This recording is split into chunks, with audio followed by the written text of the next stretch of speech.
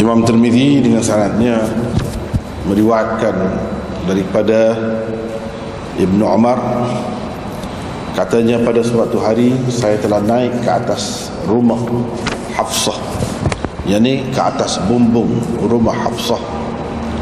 Lalu saya melihat Nabi SAW sedang membuang air dalam keadaan menghadap ke arah Syam dan membelakangi Kaabah.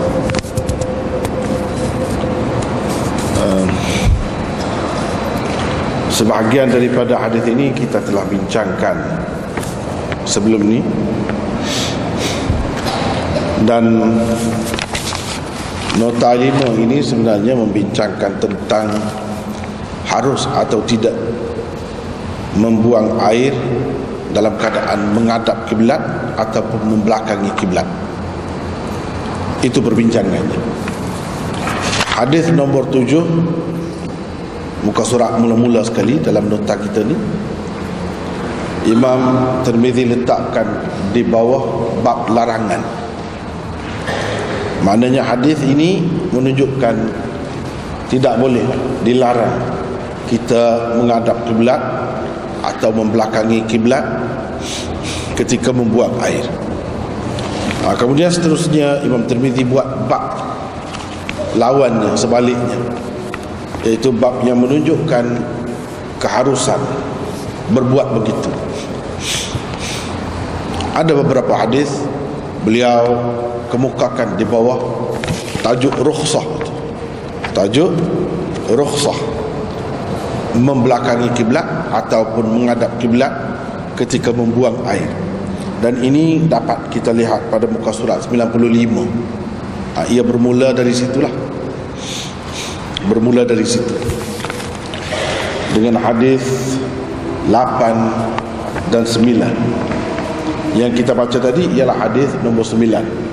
Hadis ke-9 ini juga terletak di bawah bab ma jaa minar rukhsati fi dhalik, bab tentang keharusan menghadap kiblat semasa membuang air.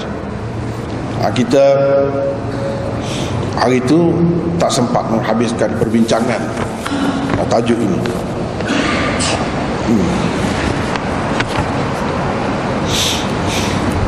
Dan perbincangan kita terhenti hingga 101 ya. Nota di bawah tu, perenggan di bawah tu. Jika hadis Aisyah yang diriwayatkan oleh Iraq diambil kira dan diperhatikan dengan saksama, anda akan nampak bagaimana sikap Nabi SAW apabila mendapati tujuan sebenar larangannya, yaitu ta'zimkan Kaabah, memuliakan Kaabah. Telah disalah faham oleh sebahagian sahabat sehingga menyusahkan mereka. Baginda tidak gembira dengan gejala itu, lalu memerintahkan Aisyah agar mengubah kedudukan tempat membuang air supaya menghadap kiblat. Dengan berbuat demikian hilanglah keraguan dan kesusahan yang mungkin timbul di kalangan masyarakat akibat larangan yang mempunyai maksud dan tujuan tertentu itu. Jadi begitulah cara Rasulullah SAW menyampaikan agama. Kita dapat lihat daripada contoh ini, satu contoh, dan banyak lagi, beratus-ratus lagi yang lain. Sebenarnya kalau kita cuba fahami betul-betul yang ni, insya-Allah mudah nak faham yang lain-lain juga. Iaitu ada kalanya Rasulullah SAW mengarahkan atau menganjurkan sesuatu perkara, ada maksud dia yang tertentu, yang khusus. Kadang-kadang orang tak perasan, kerana mengikut arahan dan anjuran itu kadang-kadang jadi terlajak. Dan apabila terlajak tu, melampau tu, dia jadi menyusahkan pula. Dan bila menyusah, ini sudah jadi bercanggah dengan prinsip asal Islam itu sendiri, yaitu raf'ul haraj, menghilangkan kesulitan. Ma ja'ala 'alaikum fid dini min haraj. Allah Subhanahu wa taala tidak meletakkan kesusahan untuk kamu dalam agama. Dalam agama ni tak ada benda yang susah, yang sukar. Kalau sesuatu perkara tu anjuran Nabi sallallahu alaihi wasallam sampai membawa kepada kesukaran dan kesulitan, kita tengok cara Nabi sallallahu alaihi wasallam, dia ubah, dia ringankan. Dia ringankan. Dan benda-benda inilah sebenarnya kalau kita perhatikan, kalau kita belajar khususnya qawaid fiqh, al-qawaidul fiqhiyah dalam pengajian Islam, kaedah-kaedah fiqh nampak sangat caranya.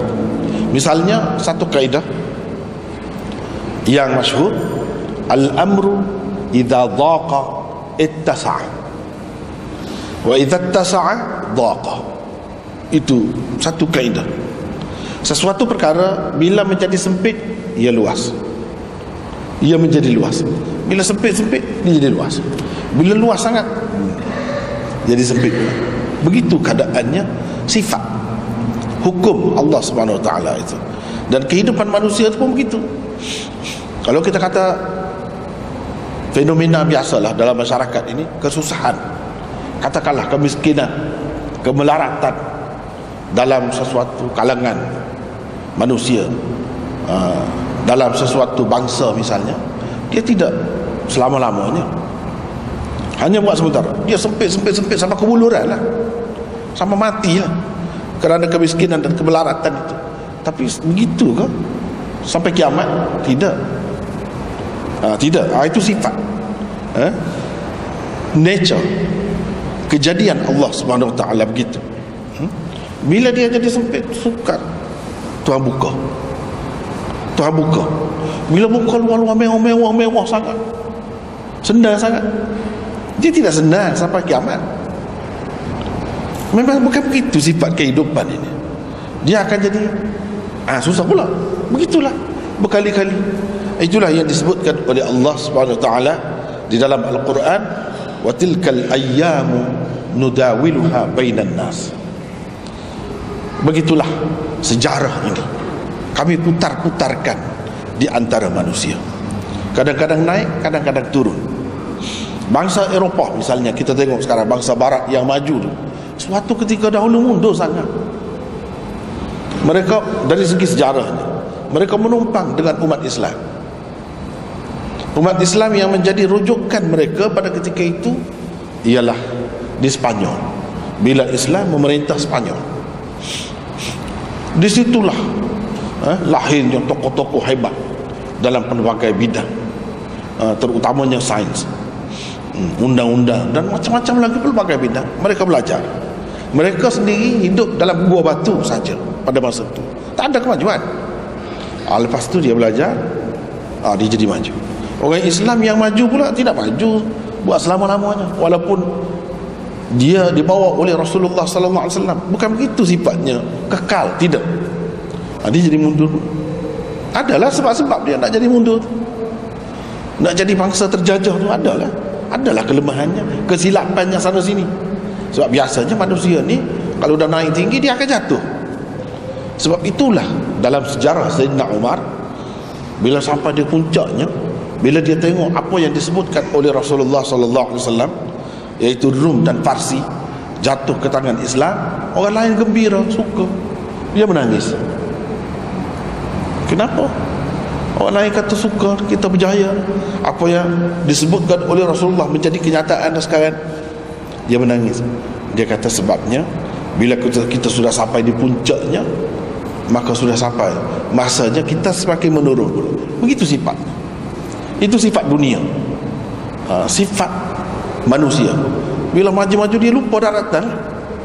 Dia akan ada lah yang tak kena, yang tak betul, buat tak betul. Bila mewah, begitulah keadaan. Sama juga dengan hukum-hukum pun begitu juga. sama dengan kehidupan, kekayaan, kemiskinan, kemelaratan.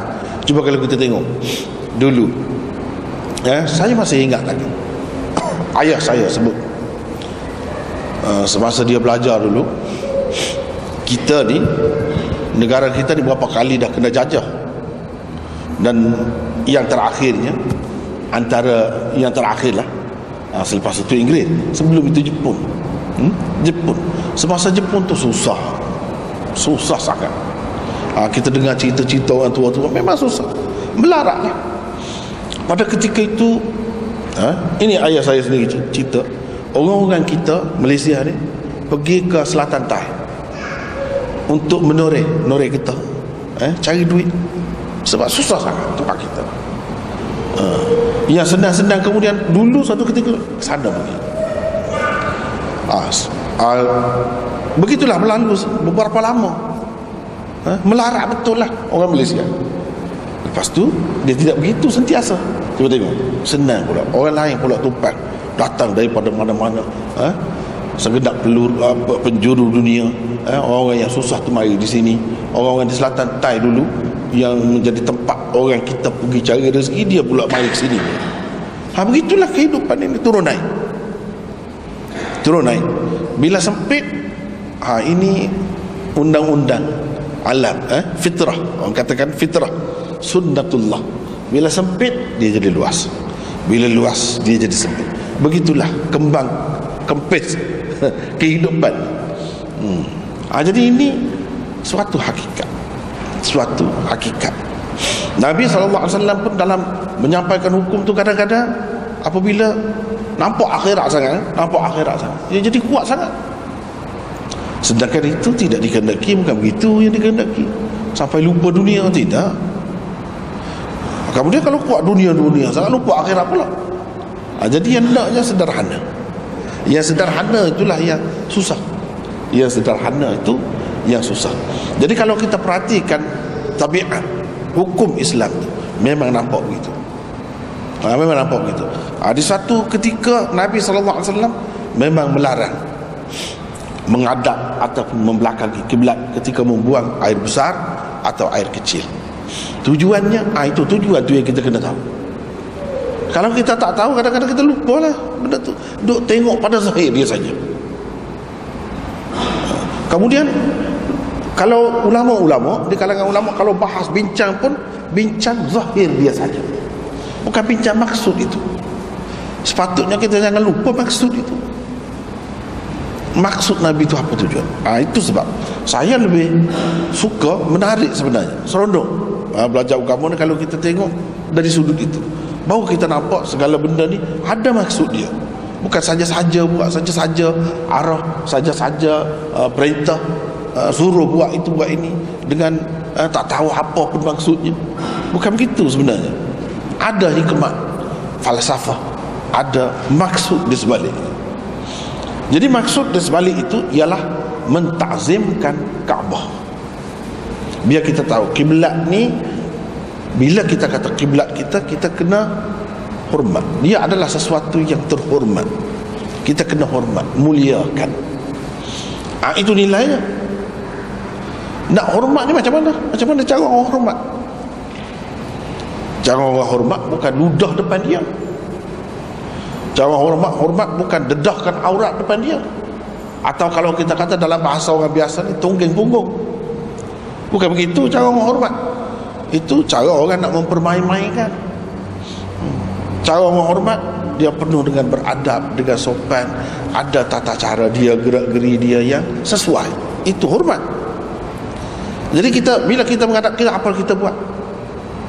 Misalnya kita solat, dengan penuh adab, hormatnya, dengan penuh lemah lembutnya, sopan santunnya, beradabnya.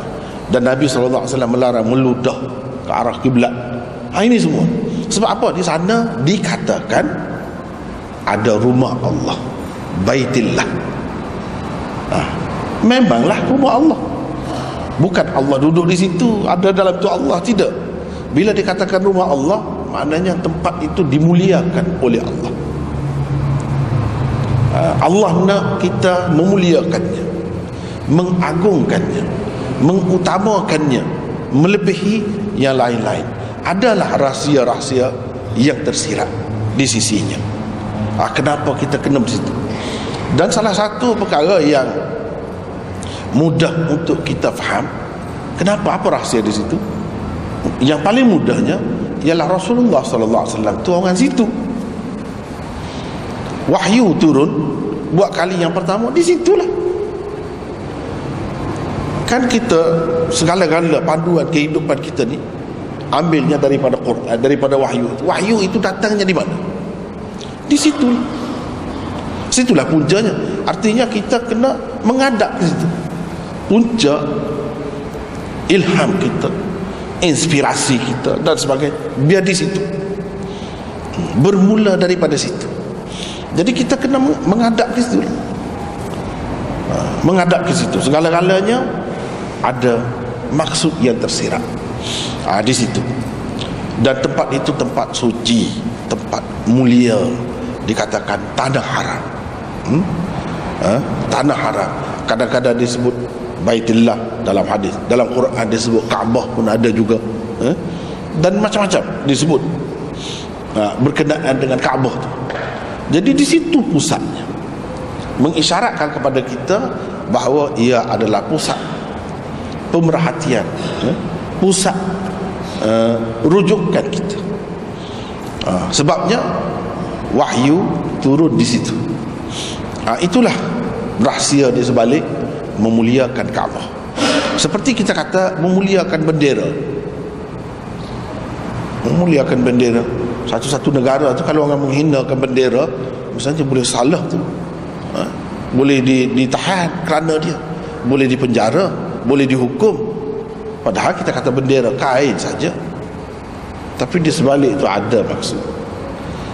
Itulah maksud mengagungkan, memuliakan, mentakzimkan. Jadi cara nak mentakzimkan, nak menimbulkan rasa takzim itu ialah banyak caranya. Antaranya bila beribadat menghadap ke situ.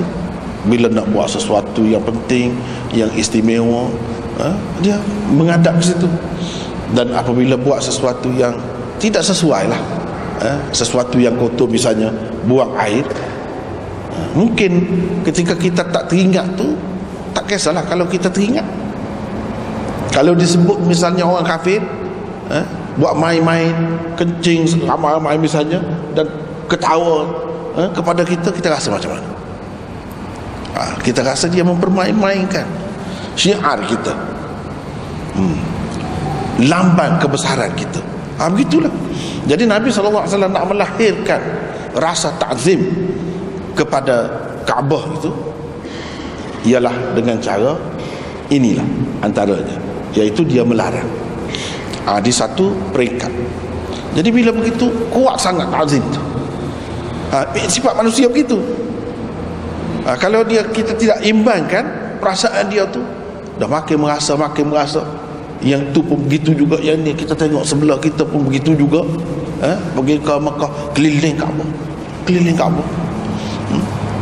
Maknanya itu menjadi paksi kita berputar di sekeliling, semuanya begitu. Boleh jadi melampau pula, jadi terlajak pula. Itulah yang kita telah baca dalam hadis-hadis ini, kita telah bincangkan. Sebahagian sahabat tu sampai tak mahu dah. Setengah-setengah tu atas rasa warak saja, dia faham, tapi nak jaga zahir. Setengah-setengah tu tidak, memang betul-betul begitu, sampai jadi susah. Dan benda ni kita dapat kesan daripada kesukaran yang dialami oleh sahabat-sahabat sendiri. Antaranya Abu Ayyub, bila pergi ke Syam, macam mana dia menghadapi kesukaran, kesusahan apabila banyak daripada tandas-tandasnya itu dibina dalam keadaan menghadap kiblat atau membelakangi kiblat. Jadi susah. Dia rasa bersalah lah. Iakah dikehendaki oleh Rasulullah sallallahu alaihi wasallam sampai begitu? Walaupun dari segi hadis kita sudah bincang, itu yang paling sahih. Kalau orang nak tengok dari sudut hadis saja, hadis yang mana yang paling tinggi, tentu yang itu yang lebih. Tetapi kenapa, yang kita telah bincangkan juga sebelum ini, Kenapa berapa ramai ulama-ulama yang hebat-hebat lagi, ulama-ulama mujtahidin juga, dia tidak terikat dengan semata-mata hadis itu tinggi dari segi kesahihannya, dan dia tidak pilih pendapat itu, tak pakai, tak mau pakai yang itu. Sebaliknya macam-macam takwilan, bahkan mereka telah berpecah kepada berbeza pendapat kepada lebih 10 pendapat, seperti yang kita telah bincangkan sebelum ini. Ada yang kata begini, ada yang kata begini, macam-macam. Kenapa mereka tidak sama saja pendapatnya dengan Abu Ayyub Al-Ansari? Ini sahabat besar, memang hebat dia, tapi kenapa tak ikut sangat, tak ikut saja dia tu? Jawabnya kerana masing-masing dia ada faham tentang konsep-konsep agama. Antaranya, kalau sampai jadi susah, tidak dikehendaki, tidak sampai begitu agama nak suruh kita, anjurkan kita melakukan sesuatu pun jangan sampai jadi susah. Susah tu macam mana?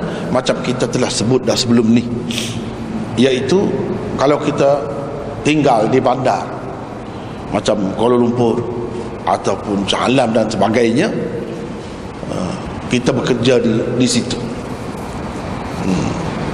kita tak ada rumah nak sewa ataupun nak beli semua yang siap-siap semua, ya macam mana boleh buat rumah sendiri ikut suka hati tu kan? Mestilah dia tu dari segi kekayaannya lebih lah daripada orang lain. Kalau tidak, yang biasa tu dia terikat dengan yang dibuat oleh pemaju lah. Jadi pemaju ni macam-macam latar belakang dia, ada yang Islam, ada yang tidak Islam, tidak ada syarat Islam itu pula, dan tidak ada pula syarat daripada pemerintah kena begini-gini, tak ada. Dalam keadaan itu, tempat kerja kita dengan rumah yang nak beli itu dekat, sesuai harganya, boleh kita boleh kita bayar, boleh kita milik dengan harga sebanyak itu. Tapi rumah itu tandasnya menghadap kiblat atau membelakangi kiblat. Kalau kita pakai yang larang tu, mestilah kita berasa dalam keadaan bersalah apabila kita menghadap kiblat. Kita berasa macam kita menghina kiblat, sama ada dengan menghadap atau membelakangi, sama juga. Bila orang kata membelakangi agama Allah, maknanya kita letak agama di belakang, itu satu bentuk penghinaan juga. Menghadap pun, sebab menghadap kita tu bukan menghadap dalam keadaan tertutup, aurat kita dedahkan kepadanya. Jadi itu pun satu bentuk penghinaan juga. Kadang-kadang perasaan tu mari lebih sangat. Jadi kita tak boleh milih lah rumah tu, bagi kepada orang lain lah. Tak boleh nak sewa, tak boleh nak beli. Begitukah sampai susah kita terpaksa kena beli rumah jauh? Bolehkah semata-mata kerana nak jaga yang tadi tu sampai menyusahkan kita, rumah yang lebih mahal, lebih jauh dan sebagainya? Apakah itu kehendak agama? Terutamanya benda-benda yang macam ni, yang ada maksud tertentu, iaitu untuk menanam rasa, perasaan yang tertentu. Apakah sampai begitu dikehendaki kita mengorbankan hak kita, kesenangan kita? Jawabnya tidak. Buktinya kita tengoklah hadis-hadis, sebab itu ada berbeza-beza hadis ni, ada berbeza-beza. Rasulullah tidak nak, seperti kita telah bincangkan sebelum ini, bila Rasulullah SAW tahu ada sahabat-sahabat tu sampai begitu sekali jaganya, pegang teguhnya, tak mahu menghadap kiblat walaupun dalam keadaan tertutup, Nabi SAW pun marah lah. Adakah sampai begitu sudah jadinya? Kalau begitu, dia suruh Aisyah pusingkan tempat duduknya biar menghadap kiblat. Sebab tandas dia tempat buang air kecil itu hanya macam batu bata sajalah dia letak tu untuk letak kaki tu, untuk berpijak di situ, jadi tinggi sikit. Dia suruh pusingkan biar menghadap kiblat. Jadi apakah Rasulullah SAW kita nak anggap dia nak menghina Kaabah pula, sedangkan dia suruh semua orang umat dia mentakzimkan, memuliakan Kaabah? Tentu sekali tidak. Tapi maksud dia tu tidaklah sampai menyusahkan. Cuba tengok, dia sendiri suruh pusingkan. Jadi sekadar itulah yang dia kehendaki umat dia tu, jangan sampai menyusahkan diri. Tapi kena ingat, kita ada sesuatu di sebelah itu. Bila kita semasa bersalat, bersembahyang, Semuanya kita menghadap. Kenapa? Apa ada tu? Kalau nak kira depan kita tak ada apa dinding, tapi semua mengambil kira Kaabah. Itulah tempat rujukan. Di mana-mana pun dunia, duduklah di sebelah mana pun, di utara, selatan, timur, barat, semua menghadap situ. Seolah-olahnya itu menjadi paksi kepada umat Islam. Umat Islam tak akan lari, tidak akan terpelanting, tidak akan terpisah daripada keadaan itu. Semuanya menghadap kepada sumber rujukan yang sama, wahyu yang sama. Itu sebenarnya nak ditanam tu. Bila sudah tertanam, cukuplah, kita sudah faham. Maksud sebenarnya bukan semata-mata nak menghadap itu saja. Tapi dalam keadaan menghadap, hakikatnya kita tak pakai juga. Itu maknanya tak faham lah, tak faham apa yang dikehendaki sebenarnya. Bukan semata-mata nak ta'zim saja, tapi lebih lagi daripada itu. Jadi itulah yang dikehendaki sebenarnya. Bila kita dapat itu, kalau ada kebetulan, kalau kita dalam ikhtiar kita boleh buat sendiri, kita sudah belajar, tentu kita tidak akan buat tandas rumah kita tu dalam keadaan menghadap ke arah kiblat atau membelakangi kiblat. Kita cuba akan adjust lah. Itulah yang dia naknya. Kalau pemaju ke kerajaan ke pemerintah ke, kalau tidak mensyaratkan, sekurang-kurangnya syorkan, barulah nampak anda belajar sedikit sebanyak. Kalau tidak, seolah tidak ada apa pun. Walaupun pendapat ulama-ulama yang mengatakan boleh dalam keadaan ini, kalau ada dinding, kalau begini syaratnya, tapi semuanya kata kiblat itu wajib ditakzimkan. Kiblat itu adalah itu rujukan kita, semua terima. Jadi bagi orang yang ikut mazhab Syafi'i sekalipun, misalnya kita kata di tempat kita, tidaklah dia ikut hadis Abu Ayyub itu, tapi yang dia ikutnya hadis ini, Ibnu Umar ini. Yang ini pun seperti yang kita baca sekejap tadi, hadza hadithun hasanun sahih. Walaupun menunjukkan tidak sekeras itu, tidak sekuat itu tuntutannya, sekuat hadis Abu Ayyub itu, tetapi tetap juga mereka faham. Itu seelok-eloknya kita jaga. Jadi dengan sebab itu saya katakan tadi, sekurang-kurangnya pemerintah ataupun kerajaan, dia kena syorkan, dia ada dalam cadangan dia tu, apabila nak buat bangunan, cuba jaga. Seperti mana kita jaga kiblat, jaga kiblat untuk bersembahyang, kita ambil kira.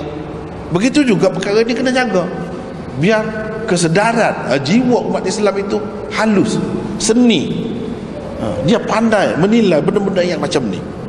Bukan tahu menilai zahir saja, benda saja, tidak, tetapi tahu menilai apa yang dikatakan sumber rujukan kiblat, apa ni rumah Allah dan sebagainya. Dia tahu juga menilai benda-benda macam itu. Itu sebenarnya maksudnya.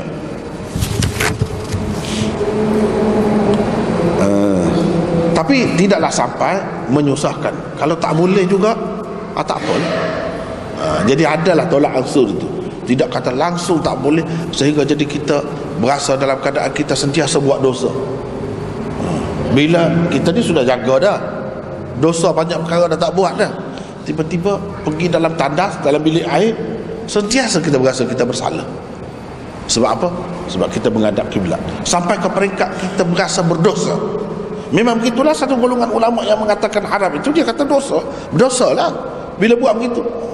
Tapi yang sebenarnya Rasulullah SAW nak macam mana? Tidaklah sampai menyusahkan begitu. Tidaklah sampai kita perlu berasa bersalah dan berdosa begitu. Dan ini dapat kita lihat daripada khilaf ulama yang begitu banyak. Bukan sependapat, bukan mereka ijma' bahawa tak boleh berdosa itu, bukan. Adalah satu daripada 10 pendapat yang kita bagi itu, satu daripadanya yang menganggap berdosa. Kemudian ada yang ringan sikit, ada yang kata makruh tahrimi, makruh tanzihi, ada yang mengatakan isaah, peringkat isaah seperti yang kita telah bincangkan sebelum ini. Macam-macam. Bahkan ada yang katakan harus, ada yang mengatakan tidak ada apa pun. Apa makna semua-semua ni? Jadi kalau kita gabungkan semua ni, kita nampaklah ada sesuatu yang Rasulullah SAW nak tanam dalam jiwa umat dia. Bila kesedaran itu ada, cukup. Kita sudah tahu. Kita sudah tahu misalnya Al-Quran. Ini Quran walaupun nampak macam buku, tapi ia berbeza. Nilainya lain, tidak sama dengan buku lain. Sudah tahu, cukup. Tak apalah itu. Tapi tidaklah sampai nak menyusahkan. Sampai nak menyusahkan. Macam yang saya sudah sebut dah sebelum ini. Memanglah dalam masalah Quran itu sendiri, untuk ta'zim Quran itu, itulah sebabnya disyariatkan berwudu dalam keadaan kotor tak boleh. Setengah-setengah mazhab tu memang kata tak boleh lah, haram lah. Tapi cuba kita tengok perbincangan ulama pula. Ada yang mengatakan tak apa pula. Tak apa pula.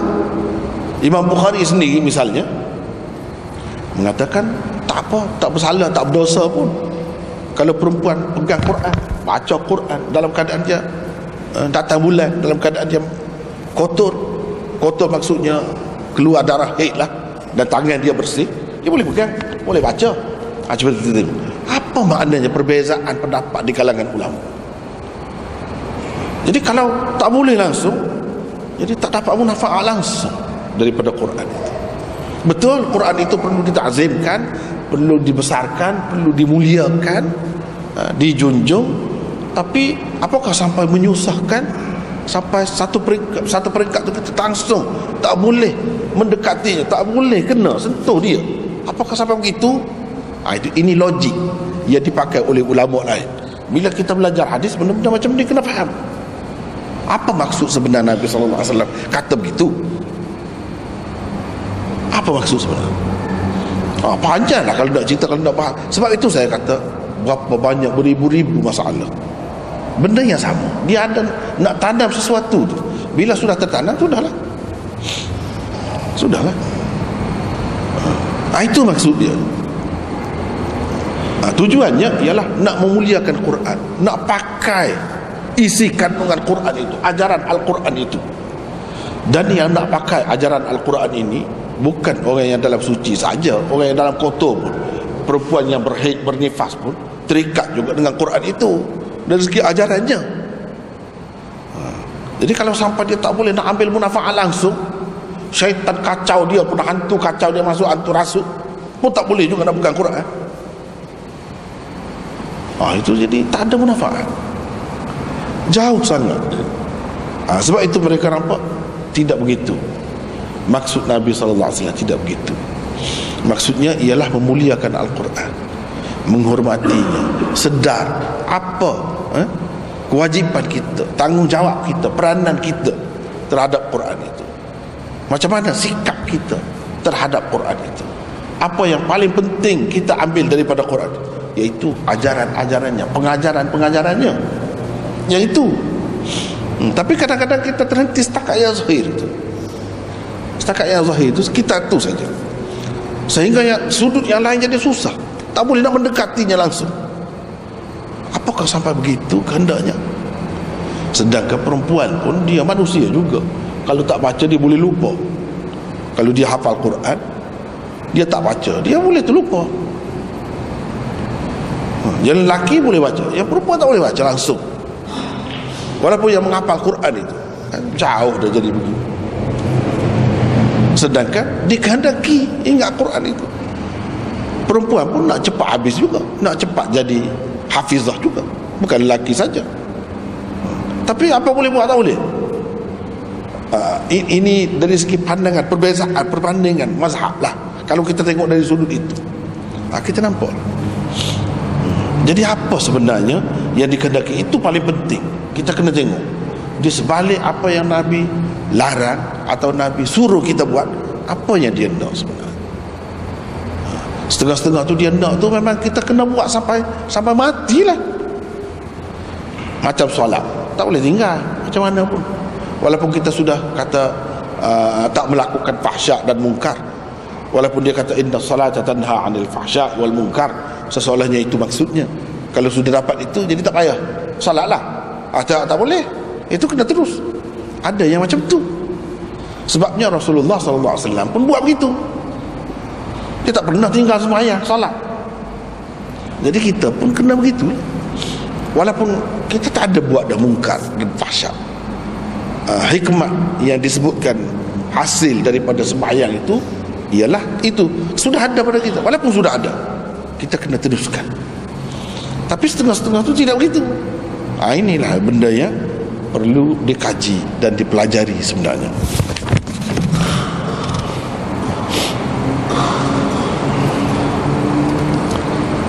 Baiklah, kita pergi sambung lagi.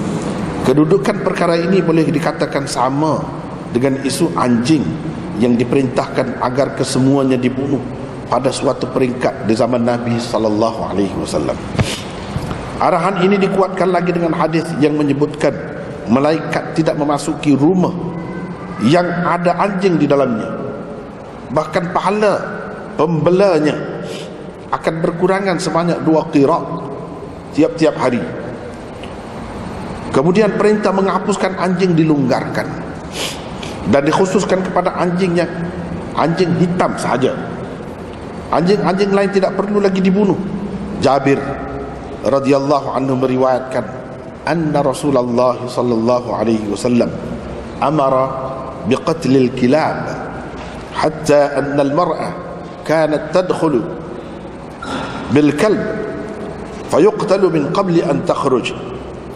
وقال لولا أن الكلاب أمة من الأمم لأمرت بقتلها فاقتلوا منها كل أسود بهيم بين عينيه نقطتان فإنه شيطان. Bermaksud, sesungguhnya Rasulullah sallallahu alaihi wasallam pernah memerintahkan agar dibunuh anjing, sehingga orang perempuan bila masuk ke dalam rumah dibunuhnya anjing terlebih dahulu sebelum keluar. Beberapa lama kemudian Rasulullah sallallahu alaihi wasallam bersabda, kalaulah tidak kerana anjing-anjing itu salah satu makhluk kejadian Allah, nescaya aku perintahkan kesemuanya dibunuh. Sekarang bunuhlah anjing berwarna hitam. Tak ada nya tu, tu jadi tambah tu. Bunuhlah anjing berwarna hitam legam. Bukannya tak adanya. Yang ada 2 titik di antara 2 matanya.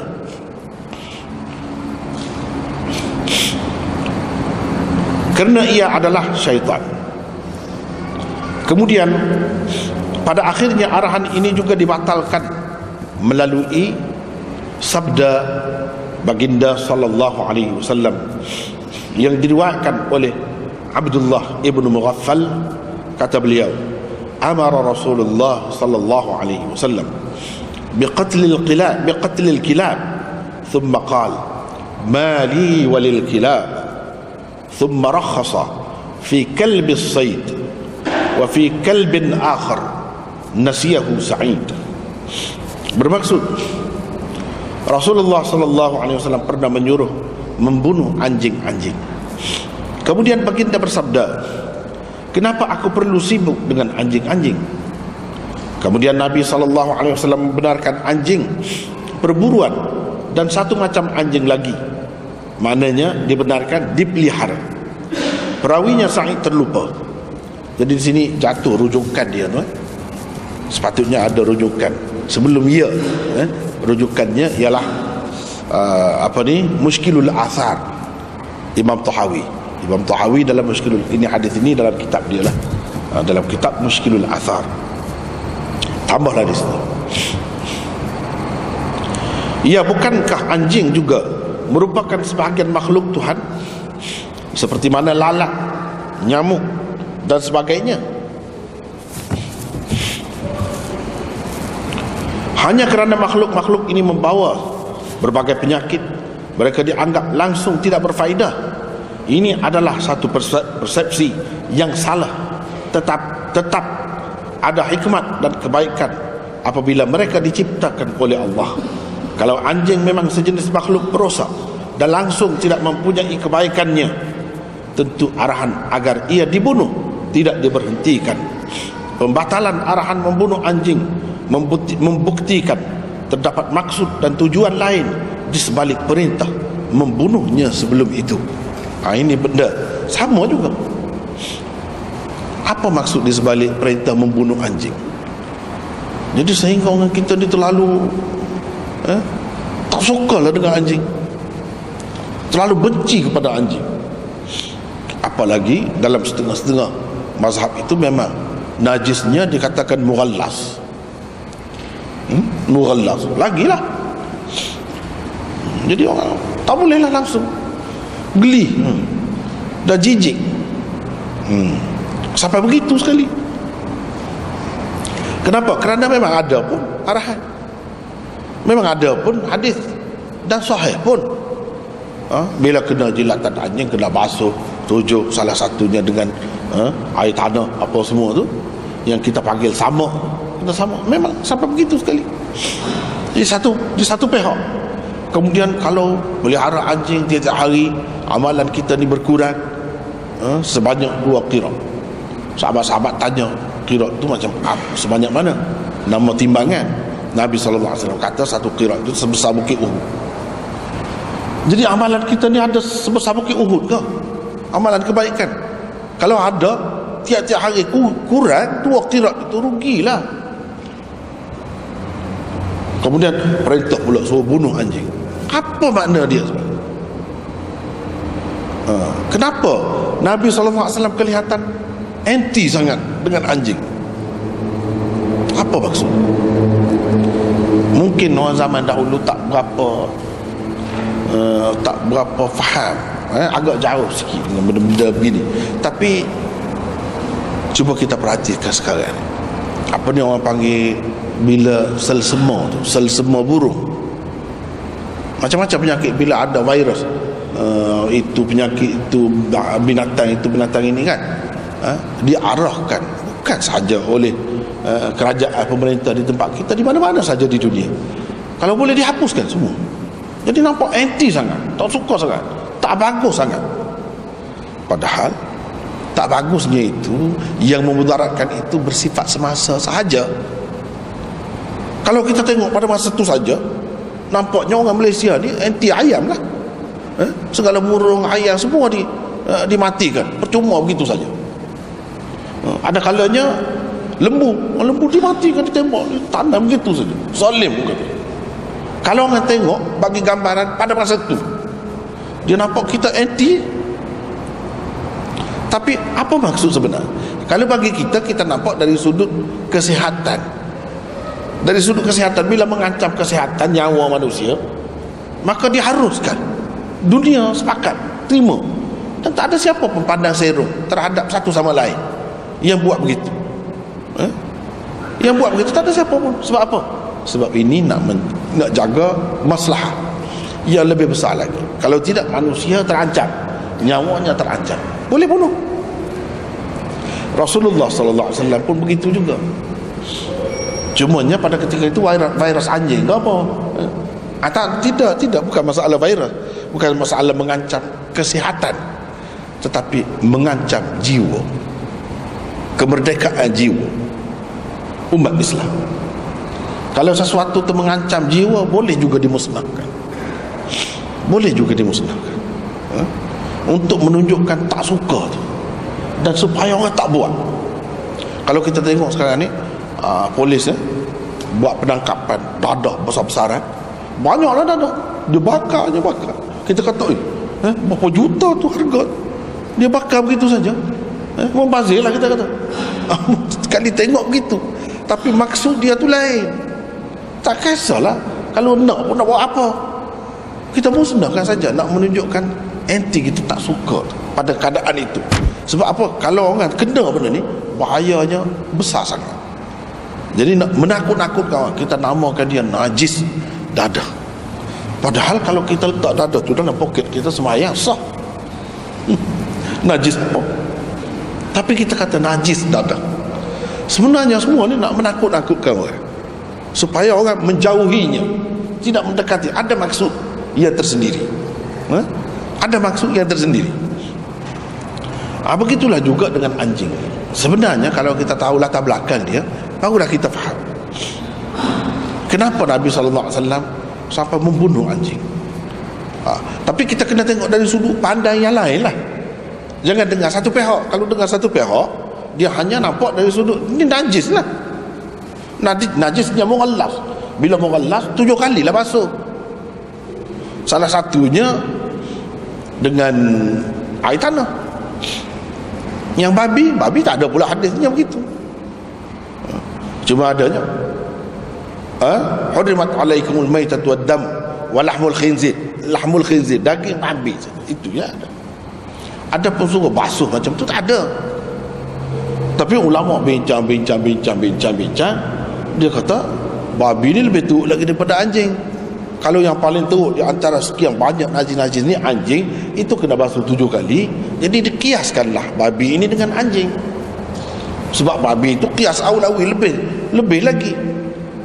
Jadi hukum basuh najis babi itu yang kena bekas babi dan sebagainya 7 kali juga. Sebenarnya tidak ada arahan itu dalam hadis ke dalam Quran ke, tak ada.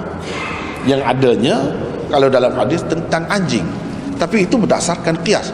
Tak kisahlah itu kerja ulama, kerja ulama dari segi fik. Tapi kita nak tengok dari sudut lain. Jangan kita tengok. Kadang-kadang saya tak setuju. Cara saya belajar hadis apa, dia bukan tengok agama dari sudut suci atau najis saja. Jangan begitu. Luas sangat agama ni. Tengok dari segi suci najis, sah tak sah, haram halal, itu saja. Jangan tengok begitu. Kalau tengok begitu sempit. Kita kena tengok dari sudut lain. Rasulullah sallallahu alaihi wasallam sebagai penyelamat umat, penyelamat bangsa, macam mana dia nak menaikkan semangat bangsa, nak menghilangkan rasa terjajah itu daripada jiwa pengikut dia, macam mana cara. Itu yang kita kena belajar juga. Yang itu ada belajar. Kita hanya belajar agama, tahu dari segi apa yang najis, apa yang tidak najis, suci macam mana, nak menyucikan najis itu macam mana cara, itu saja. Dari sudut lain kita tak nampak Rasulullah tu sebagai pelopornya, sebagai tokohnya. Lalu kita pergi nak belajar dengan orang lain dari segi psikologinya, macam mana nak memerdekakan bangsa. Kita belajar dengan orang lain. Soalannya Rasulullah tak ada panduan daripada baginda. Ini satu kesilapan besar. Kita tengok di sini, kalau nak kira dari segi fik pun, dari segi hukum pun, di situ ada khilaf dah. Kalau Syafi'i, Ahmad kata memanglah 7 kali. Bahkan Ahmad dalam satu riwayatnya 8 kali. Salah satunya dengan air tanah. Tak kisahlah, tak apalah tu. Tapi kalau kita tengok mazhab Malik, dia kata tak ada apa, tak basuh pun tak apa, tak ada najis pun, tak ada najis pun dia kata. Tapi bagi masyarakat kita peliklah sikit kan.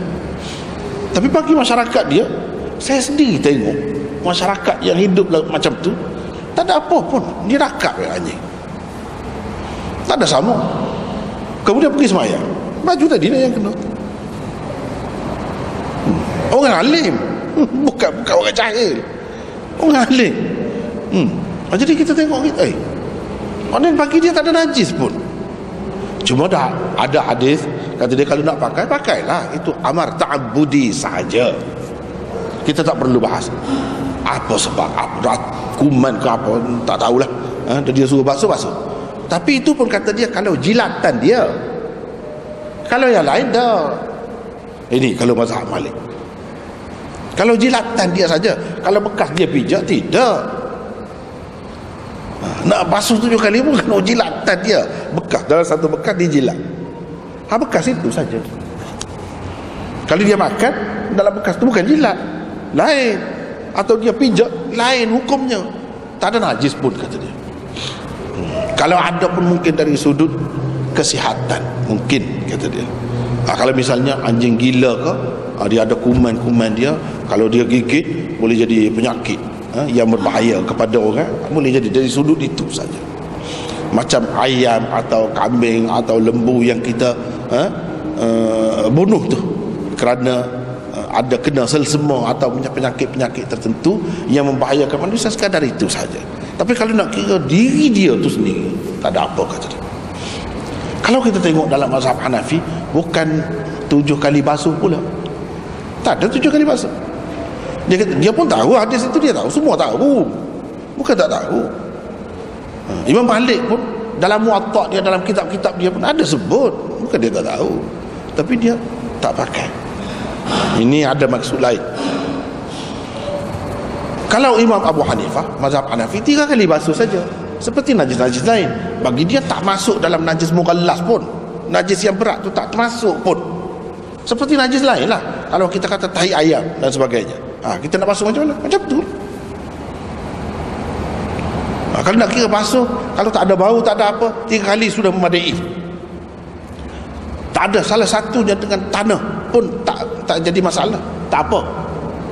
Itu kalau mazhab Hanafi. Cuba tengok dari segi pandangan hukum pun sudah berbeza.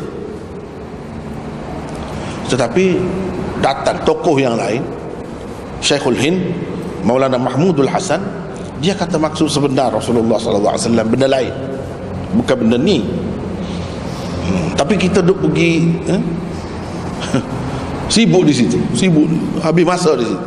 Kita tak tengok dari sudut lain. Yang sebenarnya Nabi SAW nak memerdekakan jiwa sahabat-sahabatnya. Sahabat-sahabatnya yang berada di Madinah pada ketika ini. Perintah ni bila ni? Bila ni? Masa di Madinah. Sebelum itu tak timbul masalah ni, tak timbul. Semasa di Madinah. Kenapa? Sebab orang Yahudi di Madinah memang memelihara anjing. Anjing satu binatang yang tak boleh dipisah daripada Yahudi.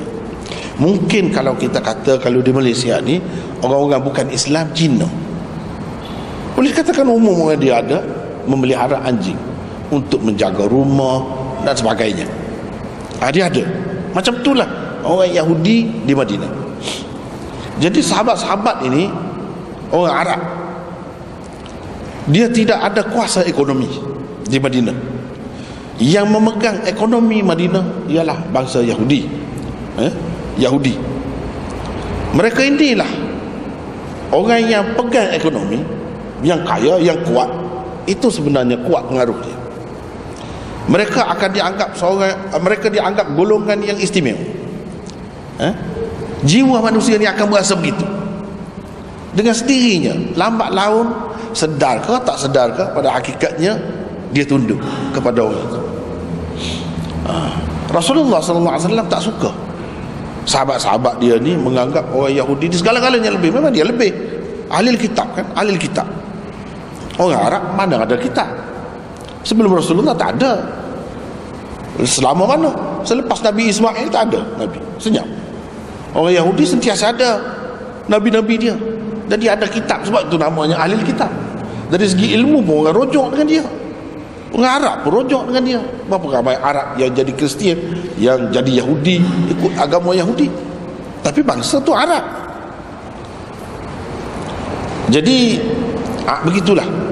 Orang Arab terpengaruh sangat dengan Yahudi. Banyak perkara dia anggap Yahudi ni satu bangsa yang istimewa. Lebih banyak perkara. Di situlah timbul nak meniru. Sebab bangsa yang dijajah, bangsa yang lemah, dia akan meniru, terikut-ikut dengan bangsa yang menjajah, yang ada kuasa politik. Di Madinah tu hampir-hampir, kalau Rasulullah SAW lambat sikit pergi sampai, mereka sudah bersetuju nak lantik Abdullah bin Ubay bin Salul, bapa munafik itu. Itu Yahudi. Politik dia sudah sangat dekat dah, nak pegang tampuk kekuasaan. Bila Rasulullah pergi gagal. Itulah salah satu dendam dia dengan Rasulullah SAW. Jadi dari segi politik, dari segi ekonomi, telaga-telaga di Madinah semua kepunyaan orang Yahudi. Bi'ri Aris, telaga ni dibeli oleh Sayyidina Uthman bila pergi ke Madinah daripada orang Yahudi. Orang Yahudi yang memegang ekonomi Madinah. Jadi orang Arab di situ banyak sangat terpengaruh. Dari segi jiwanya dia sudah jadi lemah. Jadi macam mana Rasulullah SAW nak angkat jiwa tu? Biar jadi merdeka, bangsa yang merdeka, tidak berasa lebih, bahkan berasa apa yang ada kita lebih istimewa lagi daripada apa yang ada pada mereka. Itulah, dalam proses itulah Nabi SAW kata begini. Banyak lagi yang lain-lain. Dia tak bagi menyerupai khaliful Yahud, jangan buat serupa dengan Yahudi. Banyak perkara lain dia tak bagi serupa dengan Yahudi. Apa tujuan sebenarnya? Tujuan sebenarnya, jangan kagum dengan dia. Kalau dia naik, dia maju dengan sebab usaha dia. Usaha biasa sebenarnya. Kalau kita ada kemahuan yang kuat, kalau kita rajin, kalau kita ada ciri-ciri satu umat yang baik, amanah, kita boleh naik lebih lagi daripada mereka. Tapi caranya dengan putuskan hubungan tu, putuskan segala perkara yang dianggap lebih orang Yahudi tu, putuskan. Termasuklah anjing. Bangsa yang dijajah ni kadang-kadang dia anggap segala-gala bangsa penjajah punya tu semuanya lebih. Bukan pakaian saja, bukan makanannya saja, kita terikut-ikut segala-galanya. Binatang peliharaan dia pun kita rasa itu membawa berkat lah, seseolahnya membawa tuah kepada mereka. Jadi secara senyap-senyap kita ni macam mengharapkan sesuatu lah, tuah lah, datangnya tuah dengan kita buat sesuatu yang serupa dengan mereka. Itu sebenarnya jiwa bangsa terjajah, bangsa hamba. Rasulullah SAW tak mahu macam tu. Nak jadi bangsa yang kuat memerintah dunia, dia tak boleh jiwa macam tu. Dalam proses itu dia kata begini. Dan dia kata begini bukan dia sebagai seorang ahli politik atau ahli masyarakat untuk meningkatkan tahap pemikiran umat dia semata-mata, tidak. Ini memang agama, memang daripada Allah, dengan restu Allah, bukan dibuat-buat. Tidak. Kita tak boleh anggap ini seorang ahli politik, dia hebat, macam mana cara dia nak merdekakan umat dia dari segi psikologinya, dia buat gini semata-mata fikiran manusia. Bukan, jangan anggap begitu, salah. Ini agama. Tetapi benda tu apabila kita nak mentafsirkan perbuatan Nabi, kalau kita tinjau dari sudut itu, kita boleh nampak benda tu boleh sampai juga akal fikiran kita. Benda ni orang kata dalam istilah agamanya ma'qulul makna, bukan ghairu ma'qulil makna. Itu satu istilah, satu perkara yang boleh dipaham oleh akal manusia, boleh dijangkau, bukan tak boleh dijangkau. Kalau dosa pahala itu tak boleh dijangkau. Kenapa Rasulullah buat begini? Sebab dia berubah, dia bukan tetap sampai mati buat begini. Daripada situlah ulama-ulama dia berbeza pendapat. Yang ni kata sebab dia menyusahkan. Kalau dia kena jilatan, dia basuh 7 kali. Kalau anjing masuk dalam rumah, la yadkhulullahu baitan fihi kalbun aw surah dan sebagainya. La yadkhulul malaikah baitan fihi surah ataupun kalbun dan sebagainya. Hadis-hadis yang seumpama itu, malaikat tak masuk ke dalam rumah yang ada anjing, ada patung.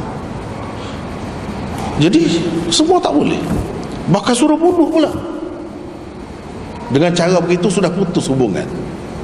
Jadi tak mahu dah, tak ada kelebihan anjing. Anjing jadi tersisih, sudah terbuang dah dalam masyarakat Islam.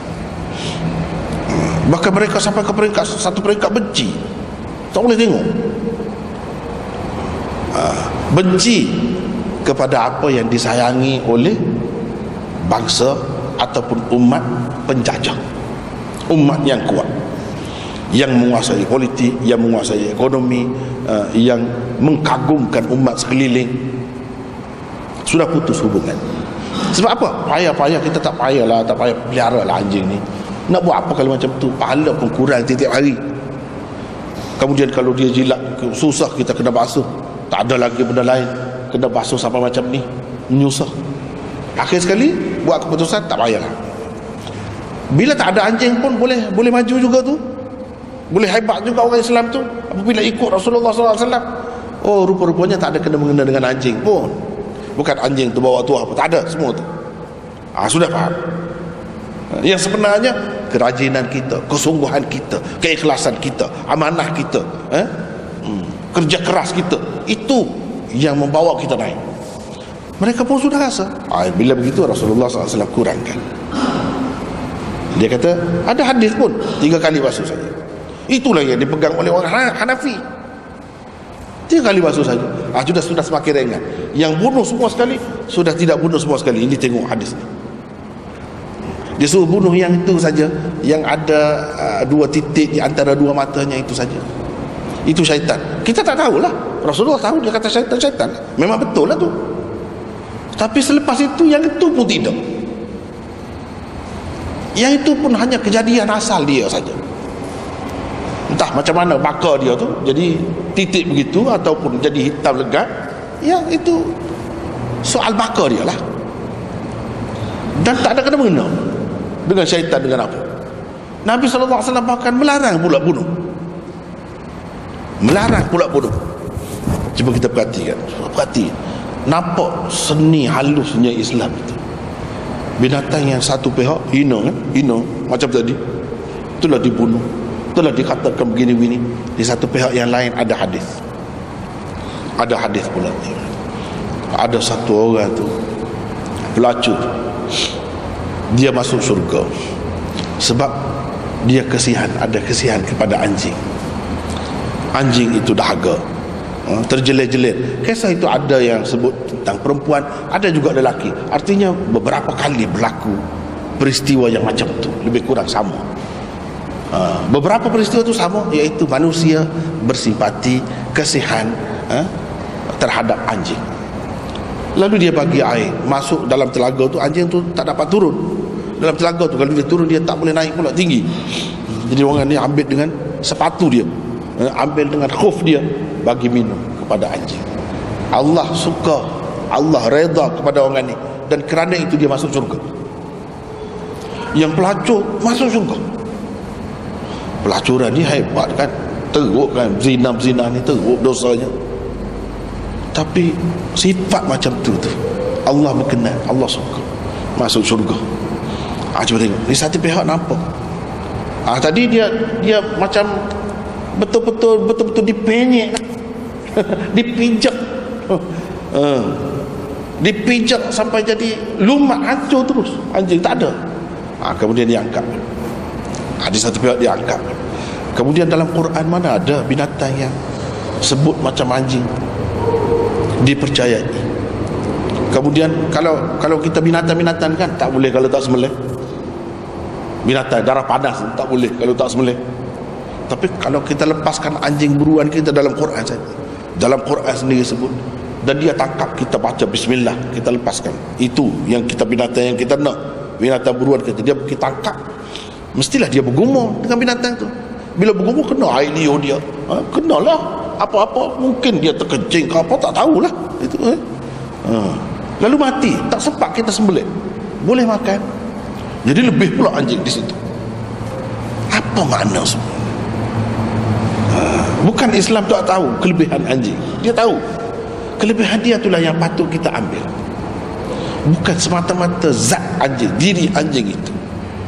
Bukan semata-mata anjing itu kita ikut-ikut bangsa asing, umat lain, dengan anggapan ia membawa tuah kepada bangsa itu. Itu semua karu, tak ada apa. Tapi binatang ini tetap ada kelebihannya, ada keistimewaannya, melebihi yang lain-lain, dan itu Allah Subhanahu Wa Taala akui. Itu kan lebih ada dalam Quran pula. Itu sudah jadi seimbang lah. Kalau tidak, orang jadi benci, tak mau tengok anjing. Di satu pihak kalau tengok saya. Tapi kalau tengok yang sebelah lagi, baru jadi seimbang. Islam ni macam itulah cara dia. Kalau kita perhati cara dia, ajaran dia, jadi seimbang. Tadi kalau nak kira teruk dah, anjing tak ada nilai langsung. Tapi bila tengok sini ada pula nilai. Dan ini yang Nabi SAW benarkan, yang ada faedah. Berapa banyak anjing ni kan jenis binatang yang galak juga. Tak kena gaya dia gigit kita, dia kejar kita, susah lah. Kita dengar dia menyalak pun takut dah. Jadi kalau yang menakutkan macam tu, yang tak boleh dikawal, tak ada guna. Dalam Islam nak terima yang baik. Jadi tak ada gunanya anjing ni. Kalau dalam mazhab Syafi'i, tak boleh nak jual anjing, tak boleh nak jual. Sebab apa? Dia tak ada faedah, tak ada kelebihan. Sedangkan kalau anjing buruan itu, dia mesti diajar, makan masa juga dia nak pandai tu, dan nilainya, harganya mahal, sampai berjuta pun ada. Jadi takkan tak boleh jual, nak bagi saja, takkan macam tu. Sebab itu kita tengok dari segi fik, dalam mazhab Hanafi kata boleh jual, boleh makan daging harga anjing itu halal. Cuba tengok dari segi fiqh tu pun berbeza. Sebab apa? Sudut pandang tadi berbeza. Menurut apa ni Syekhul Hind, dia kata itu maksudnya. Bila maksud itu sudah tercapai, iaitu orang Islam tak ada lagi puja, kagum dengan bangsa Yahudi, umat Yahudi, dan mereka sudah jadi bangsa yang merdeka, tak ada apalah, bawalah kepada yang asal, yang sebenarnya. Setakat apa yang kita dapat ambil manfaat dan faedah daripada anjing, ambillah. Itulah yang dikatakan. Kemudian Nabi SAW membenarkan anjing perburuan dan satu macam anjing lagi, anjing perburuan, anjing untuk menjaga binatang ternakan dan sebagainya. Ada beberapa lagi hadis dalam hadis yang lain. Cuma ini kita nak ringkas sebab kita bukan bincang tentang ini. Sepintas lalu saja nak sebutnya, sudah berubah tu. Rasulullah SAW membenarkan pula, dan bukan orang-orang biasa yang pelihara anjing ni pada masa tu. Sahabat-sahabat sendiri yang pelihara anjing pula dalam keadaan sedar sebagaimana yang Islam nak, yang Islam benarkan, yang itu tak kisah boleh pun. Tak ada pula dah timbul pada masa tu ia menghapuskan, mengurangkan pahala 2 qiraat sehari, tak ada. Jadi sementara ia diharamkan sahaja, memang macam tu. Kalau dia tidak diharamkan, tak ada apa, tak ada dah kurang tu. Inilah benda yang kita perlu faham, dan yang ini agak sukar sebenarnya nak faham apa maksud Nabi di sebalik sesuatu arahan atau larangan dia tu. Kalau ada maksud itu bila tercapai, dia tidak nak berat lagi lah, tidaklah nak tekan sangat benda tu, tidak. Kita boleh pergi ke lain, boleh tinggal bab itu, pergi ke lain. Kita sudah faham betul dah apa maksud dia sebenarnya di sini. Inilah benda yang saya bagi contoh-contoh ni sebab dia ada kaitan sebenarnya, bukan masalah menghadap kiblat ketika buang air besar dan air kecil sahaja yang kita kena tengok, banyak lagi yang lain-lain. Misalnya soal gambar, gambar ini sampai sekarang ni tak habis-habis lagi bahas. Ulama-ulama setengah-setengah tu, kalau ulama-ulama di India, di Pakistan, memang teruk lah, tak ada ruang lah. Kecuali ulama-ulama yang moden lain lah, dia bukan semua juga, tapi majoritinya tak boleh terima gambar-gambar ni. Usahakan video, kalau gambar pasport ni, gambar biasa ni pun tak boleh, haram. Dia pun ada hadis, bukan saya saja dia kata tu, dia pun ada hadis. Memang betul hadis tu pun sahih. Inilah benda yang kita kena faham. Bagi saya, walaupun saya belajar sana, saya tak ikut itu. Bagi saya sangat lemah dalam masalah itu. Kalau sesiapa ikut juga, dia akan ketinggalan zaman. Saya tak ikut, guru saya sendiri pun, padahal saya tahu dia kata haram. Itu masalah pendapat masing-masing. Agama ni luas, agama luas. Bagi saya setuju dalam masalah ni ulama-ulama Mesir, mereka hebat dalam bab fiqh semasa. Jadi ulama-ulama ni, dia tengok dari segi sahih hadis. Nabi larang, Nabi kata sesiapa yang ada gambar dalam rumahnya, malaikat tak masuk. Dia tengok macam sahih tadi lah, ada anjing tak masuk, setakat itu saja. Kemudian di akhirat nanti dibawakan pelukis itu dan dikatakan, ahyu ma khalaqtu, kamu hidupkan orang apa yang kamu buat.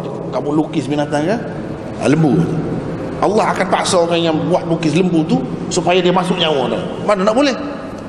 Dia faham gitu. Padahalnya hadis-hadis itu perlu dibincang lagi, banyak perkara lagi. Apa maksudnya? Apakah maksudnya itu saja atau macam mana? Dan apa maksud Nabi SAW sebenarnya larang gambar itu? Gambar itu, adakah gambar fotograf macam kita sekarang ni, atau gambar yang dimasukkan dengan gambar itu makna patung? Banyaklah perbincangannya. Tetapi setengah-setengahnya dia pergi hanya pada zahir saja. Dia tidak pergi ke dalam tu, apa maksud Nabi sebenarnya. Inilah rugi sebenarnya. Rugi. Walaupun ulama-ulama pun dia berkisah di sekitar tu, sahih tidak sahih hadis, itu saja. Dia tak tengok dari apa maksud Nabi sebenarnya yang nak di sebalik dia kata begitu. Dia tak pergi ke situ. Dia pergi kepada kalau gambar macam untuk apa ni, pasport, untuk kad pengenalan itu tak apa, sebab sekerat. Kalau sekerat ni kira-kiranya orang tak boleh hidup. Mana orang hidup sekarang ni? Kalau tak ada kaki boleh hidup lah, tak ada paha boleh hidup lagi, tak ada tangan boleh hidup. Tapi kalau setakat ni mana ada orang hidup? Dengan sebab tak boleh hidup, boleh lah. Tidak haram. Situ dia pergi. Jadi terlalu cetek. Dia pergi ke situ. Dengan sebab itu saya ada tengok satu buku untuk belajar bahasa Arab yang dikeluarkan oleh kerajaan Saudi. Mereka pun berpendapat begitu juga.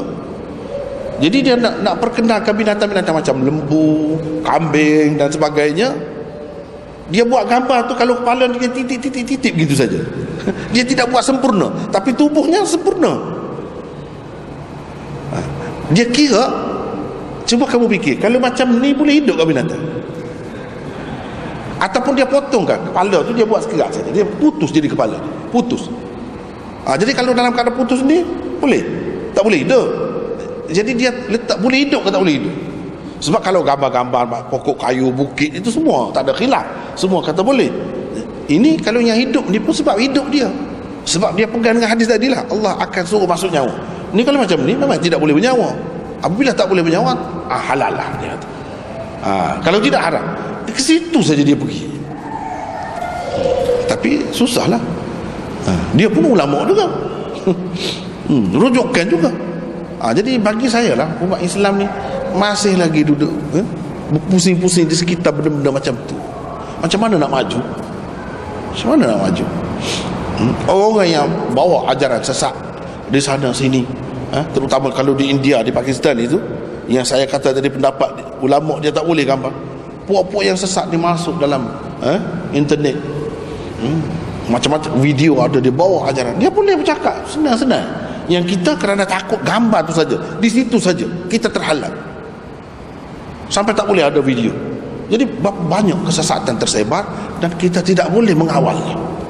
Dia tak fikir dari segitu. Tetapi akhir-akhir ni saya tengok sudah ada perubahan sedikit-sedikit. Nampaknya dia sudah baru sedar baru sedar, baru rasa kerugian itu. Tak boleh bertahan juga. Tapi kalau yang dulu-dulu memang tak mau gambar, dia anggap haram.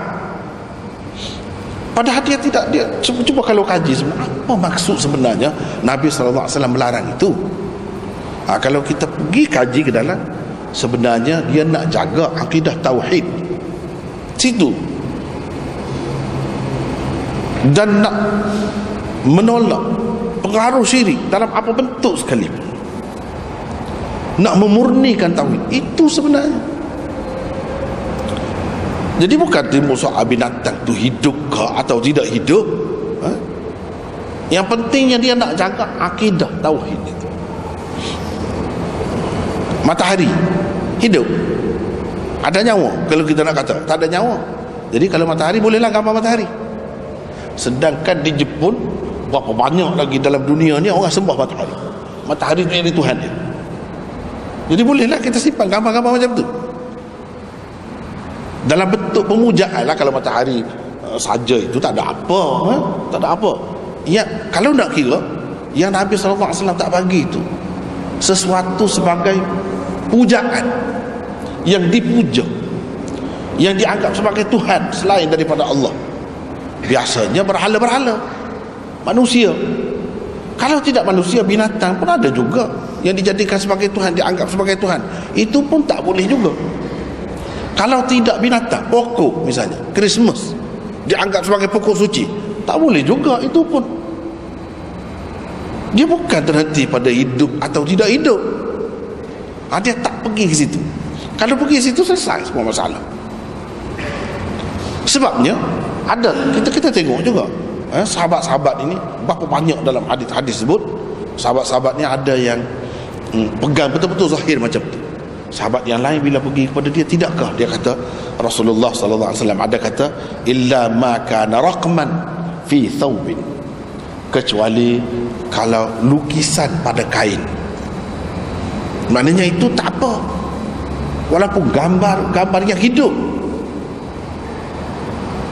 Itu dalam Bukhari, dalam Muslim, berapa banyak hadis yang sebut. Ada yang dikecualikan. Kalau gambar ini bertongkol begitu, pokok, replika pokok, itu tak ada siapa pun yang kata haram.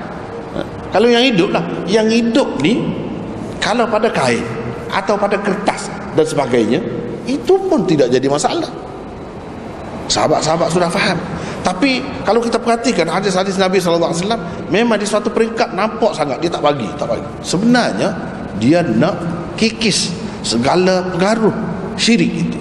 Dia nak memurnikan tauhid. Itu sebenarnya. Apabila sahabat-sahabat dia sudah agak faham, sudah masuk dah, meresap dah, masuk dah akidah itu, lalu dia longgarkan, permudahkan. Dia kata kalau di atas kain tak apalah, kalau begini-begini tak apalah, kalau tidak di tempat yang mulia, di kita pijak misalnya tak apa. Dia ada kelonggaran. Jadi kita kena faham maksud dia sebenar. Dia larang tu kenapa? Nak dapat kenapa? Jadi jangan kita pergi duduk berpaut ataupun duduk berputar di sekitar. Misalnya kita kata macam gambar tadi, benda tu benda hidup atau tidak hidup. Kalau tidak hidup, kalau disembah, kita letak dalam rumah kita Christmas, tak elok tu. Sebab pokok itu dipuja, dianggap suci oleh satu masyarakat bukan Islam. Orang bukan Islam, pokok tulsi misalnya, orang suci, orang Hindu menganggap suci. Pokok bu misalnya, itu dianggap suci oleh orang Buddha. Tiba-tiba kita letak dalam rumah kita, itu bercanggah lah. Atau gambar dia kita letak besar di tempat yang mulia, yang istimewa. Itu tidak dikehendaki juga oleh Rasulullah SAW, sebab dia ada unsur syirik. Bukan soal hidup atau tidak hidup. Walaupun dia sebut itu berkenaan dengan benda hidup, sebab umumnya manusia ni menyembah yang hidup. Tapi bukan bermakna dia tak ada sembah yang tidak hidup. Kalau yang tidak hidup sama juga. Jadi benda ni begitu. Kalau kita pergi kepada maksud dia yang sebenarnya, kita akan faham. Oh, maksud dia nak ini. Bila dia nak ini, maka kita kena jagalah semua perkara. Semua perkara yang boleh membawa ke situ. Itu maksud Rasulullah sallallahu alaihi wasallam. Benda ni kalau kita lihat dalam banyak perkara nampak cara dia tu.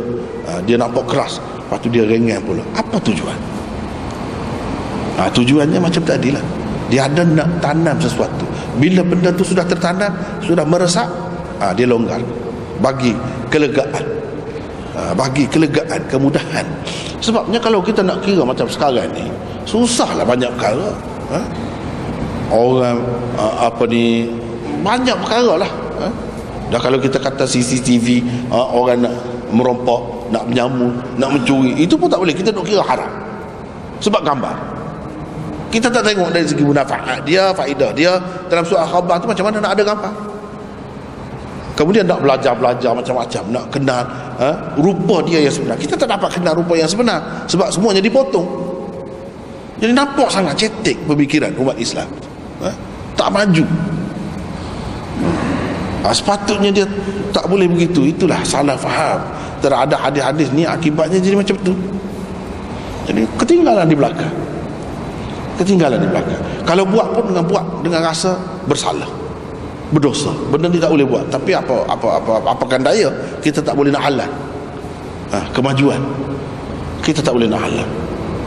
Jadi begitu keadaannya umat Islam ni.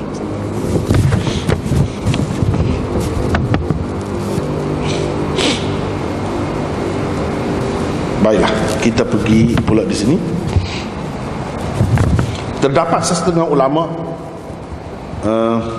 yang tegas menyokong larangan menghadap dan membelakangi kiblat, berhujah dengan mengatakan bahawa ada hadis yang menyebutkan di akhirat kelak orang yang meludah ke arah kiblat akan mendapati ludah tersebut berada di antara dua matanya. Hadis tersebut menunjukkan perbuatan meludah ke arah kiblat pun tidak dibenarkan, apatah lagi jika membuang air. Dia pegang begitulah. Perlu sekali difahami bahawa hadis berkenaan sebenarnya telah disalah faham oleh mereka. Ancaman yang tersebut di dalam hadis itu hanyalah untuk orang-orang yang meludah di dalam solat. Ia bukannya meliputi semua keadaan. Nabi SAW melarang perbuatan tersebut kerana ingin menjaga adab sembahyang dan kebersihan masjid. amat sukar sekali untuk mematuhi arahan tersebut jika ia turut meliputi keadaan di luar sembahyang. Riwayat tersebut yang lebih sahih juga ada mengaitkan perbuatan tersebut dengan sembahyang. Jadi setengah-setengah tu dia kuat sangat, dia kata memang tak boleh menghadap kiblat, buang air. Ustaz nak buang air, cuba tengok, ludah pun tak bagi. Jadi kalau kita nak terikat dengan meludah pun tak boleh dalam semua keadaan, susah juga. Jadi kita kena sengaja kena ingat lah tu, aku buat benda salah ni, meludah. Padahal yang Nabi larang itu dalam sembahyang, dalam solat, bukan di luar sebab solat. Sebab itu pun ada kena mengena dengan kiblat juga. Pada masa kita sedang menghadap kiblat, memang kita sengaja pun menghadap kiblat, bukan kebetulan saja. Kalau kita berjalan kebetulan kiblat itu tak ada maksud. Ketika kita solat, memanglah maksud kita maksudkan kiblat itu. Jadi tidak patutlah kita meludah pada masa itu. Itu menampakkan macam kita menghina Kaabah, kiblat kita. Sebagai kesimpulannya, bolehlah dikatakan tujuan Nabi SAW melarang dan kemudian menampakkan keharusan dalam soal ini sebenarnya ada kaitan dengan proses pentarbiahan kepada para sahabat dalam menimbulkan kebesaran dan kemuliaan Kaabah di dalam hati mereka. Itu sebenarnya maksudnya. Apabila sudah mencapai tujuannya, yaitu perasaan ta'zim kepada Kaabah sudah semati di dalam hati sanubari umat Islam, arahan tersebut dilonggarkan supaya tidak menimbulkan kesulitan dan kesukaran. Arahan agar posisi tempat duduk baginda sallallahu alaihi wasallam di dalam tandas diubah sebagaimana tersebut di dalam hadis riwayat Iraq adalah bukti yang menunjukkan ia tidak khusus dengan Nabi sallallahu alaihi wasallam saja. Ada yang kata ini khusus dengan Nabi sallallahu alaihi wasallam saja, bukan untuk umum. Yang Nabi kata begini, ini ajar sahabat dia lah. Kalau khusus untuk dia, untuk apa dia tukar macam tu? Kemudian berapa ramai lagi sahabat-sahabat macam Ibnu Umar duduk menghadap kiblat pun ketika buang air. Ini menunjukkan tidak khusus untuk Nabi SAW. Soalnya bagaimana pula dengan umat Islam di kemudian hari? Mungkin orang kata orang dulu pun Nabi SAW buat macam tu. Jadi kita orang kemudian ni yang cetek ilmunya, cetek imannya, lagilah kena kuat, kena jaga benda-benda begini. Mungkin timbul pula persoalan begitu. Adakah mereka dapat memahami dan menghayati tujuan sebenar Nabi SAW sebagaimana para sahabat dahulu? Jawapan kepada persoalan ini tidak sukar. Bagi mereka yang belum memahami konsep dan hikmat di sebalik larangan dan keharusan di celah-celah sabda Rasulullah SAW, penerangan dan pemahaman perlu diberikan dengan secukupnya. Jadi kita kena bagi faham lah, macam tadi soal gambar, apa maksudnya? Soal anjing, apa maksudnya? Soal ini barulah kita faham sejauh mana kita nak pergi, setakat mana kita kena berhenti, barulah kita tahu. Ini semua kena bagi dengan lengkap, dengan secukupnya. Jangan bagi tidak sempurna. Kalau bagi tidak sempurna, orang tak faham apa maksudnya. Dan kalau kita bagi dengan baik, siapa pun boleh faham. Siapa pun boleh faham. Kalau dia ada akal, kita ceritakan ini maksudnya, dia akan nampak bahkan itu lebih menyeronokkan dia. Sebab dia sedar, oh rupanya ada, semuanya ada jawapan dia. Bukan segala perbuatan itu tak ada jawapan dia, suka-suka hati saja disuruh atau dilarang. Bahkan ada sebab, kita nampak sebab, lagi seronok kita beragama. Sebenarnya begitu.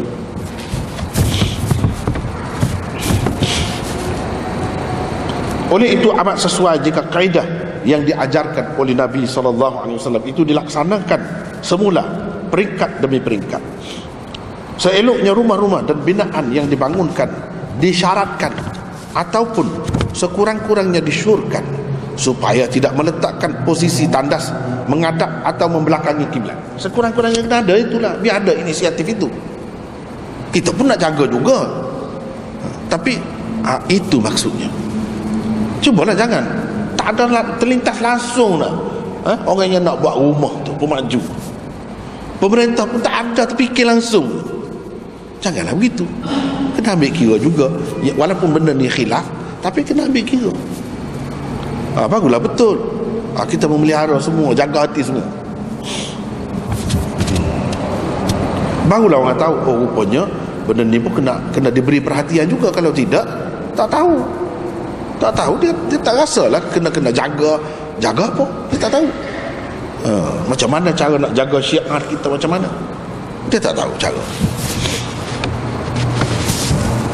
Ini harus disemai supaya tidak timbul anggapan dan lintasan di dalam fikiran seperti sembahyang dan membuang air sama sahaja posisi dan kedudukan menghadapnya.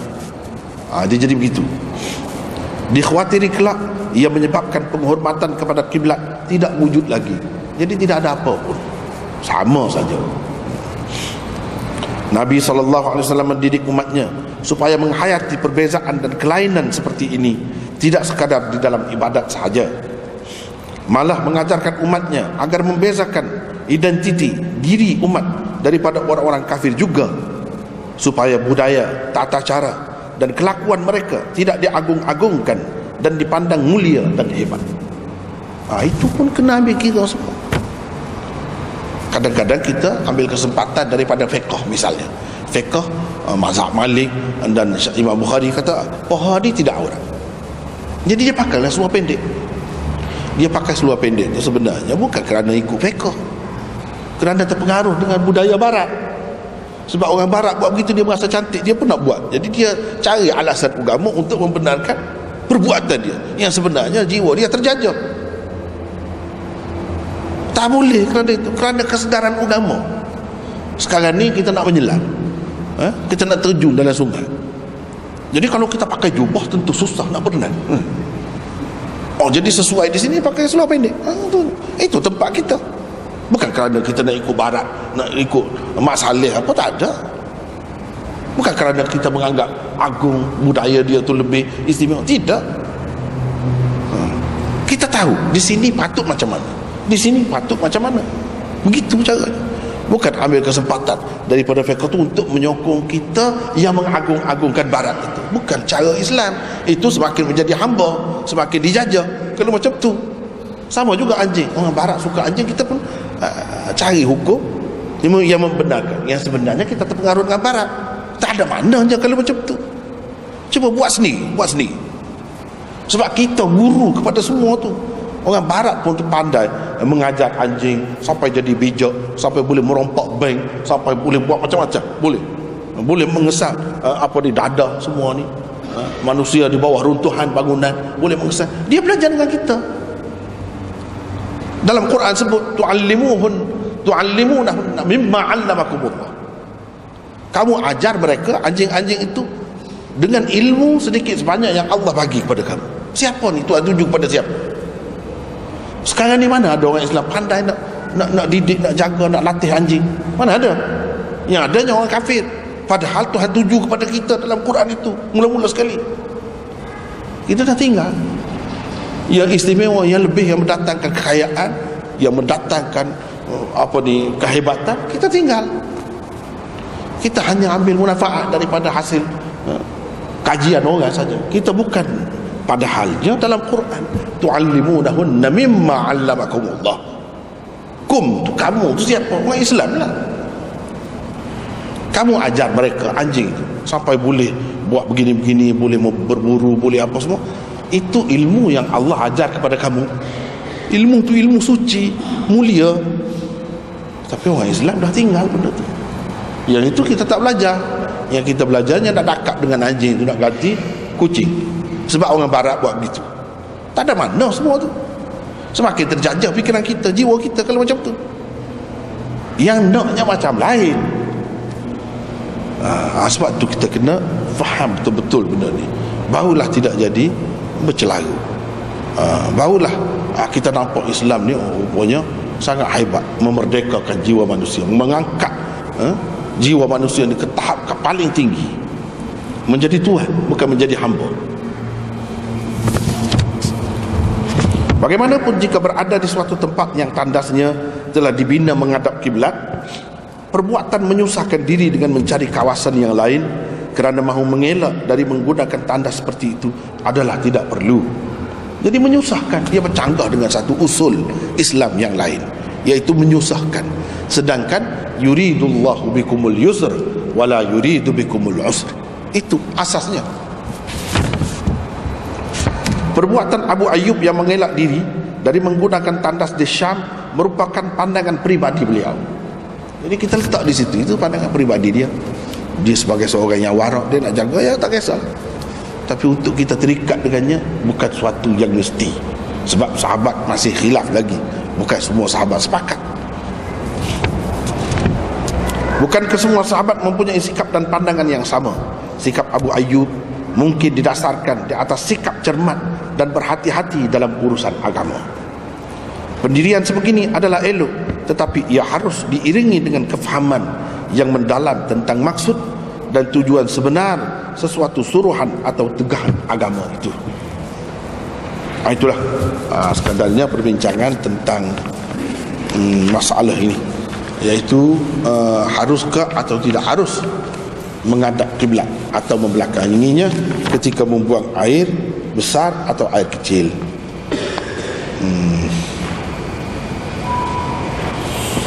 Kemudian hadis ini seperti biasa kita sebut di hujungnya, ini adakah Tirmizi sahaja yang meriwayatkan hadis ini atau ada juga orang-orang lain yang meriwayatkannya? Itu nota yang terakhir kita 120. Selain Tirmizi, hadis Ibnu Umar ini diriwayatkan juga oleh Malik, Bukhari, Muslim, Ahmad, Abu Dawud, Nasai, Ibnu Majah dan lain-lain. Dan hadis ini jelas memihak kepada golongan yang mengharuskan, bukan melarang. Jadi ini tidaklah jadi keras sangat. Kalau larangan itu taklah sampai ke peringkat haram lah. Itulah yang paling baik. Yang paling baiknya begitulah. Wallahu a'lam. Wa akhiru da'wana alhamdulillah.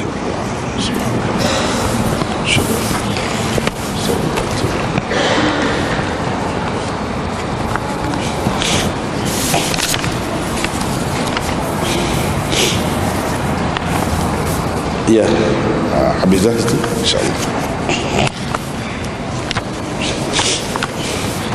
Ya.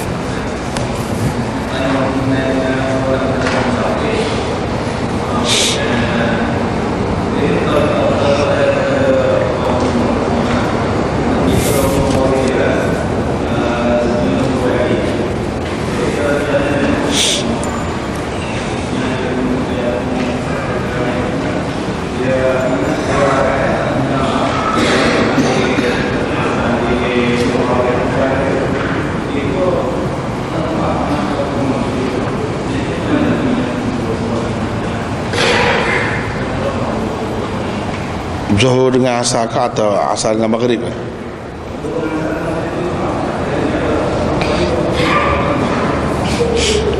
Dia itulah benda ni kan ada khilaf ulama. Kalau kita ambil pendapat yang tidak sejauh, kita kata masing-masing ada mazhab itu, Syafi'i begini sejauh ini, Hanafi lebih jauh lagi. Kalau kita ambil pendapat yang lebih dekat, kita boleh selesai masalah itu. Tidaklah sampai jadi qadha. Mana buat sama. Samaat dah zuhur dengan asar ke tadi? Buatlah dalam salah satu daripada waktu itulah.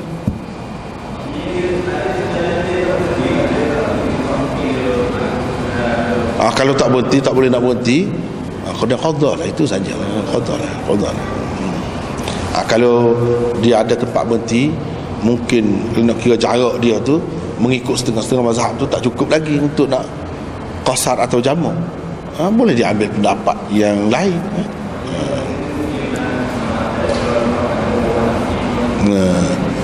Kalau macam tu qadha sajalah. Qadha lah.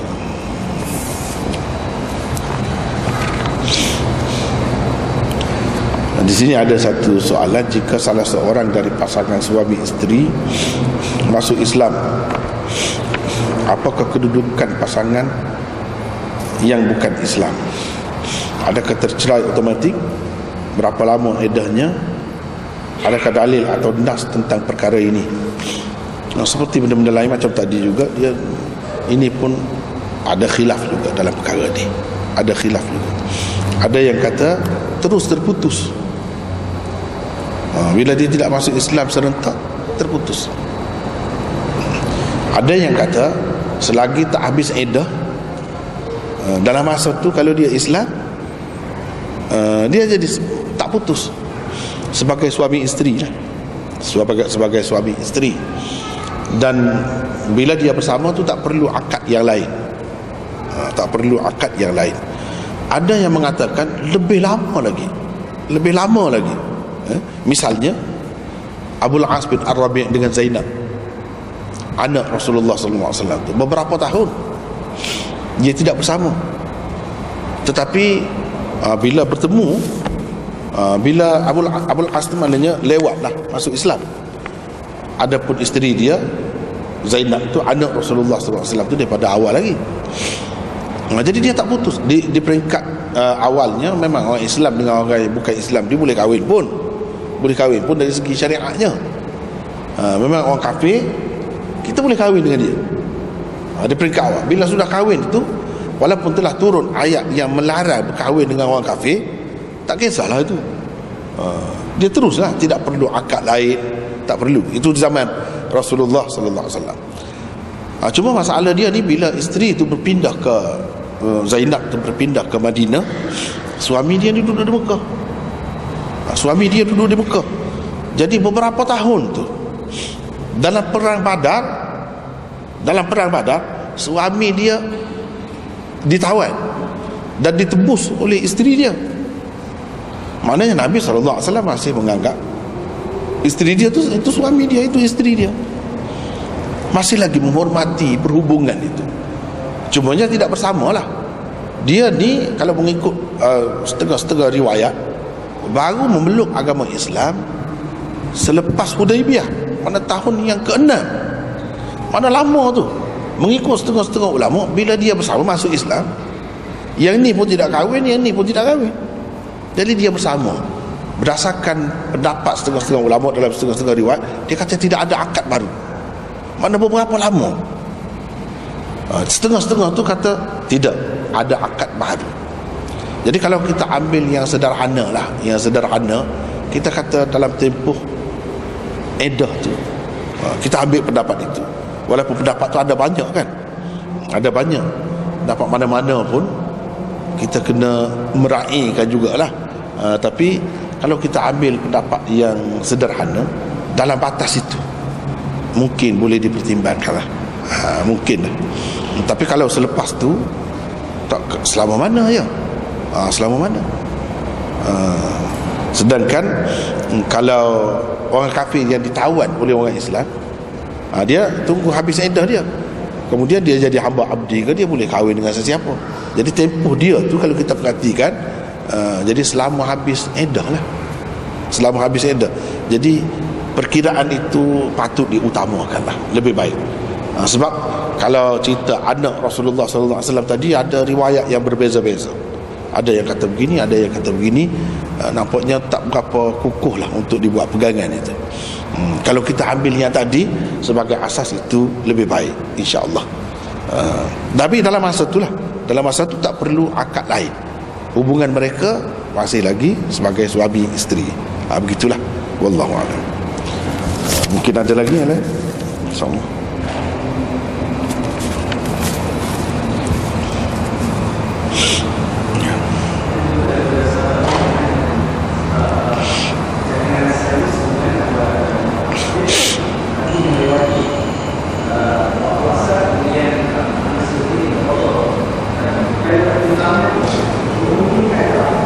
Kalau macam mana?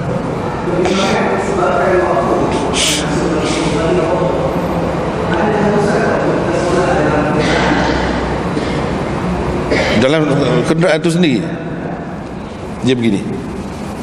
Ya, kalau itu satu hal juga, ya, satu hal juga. Kalau kita tengok perbuatan Nabi SAW yang dia buat dalam kenderaan, atas kenderaan dia hanya sembahyang sunat.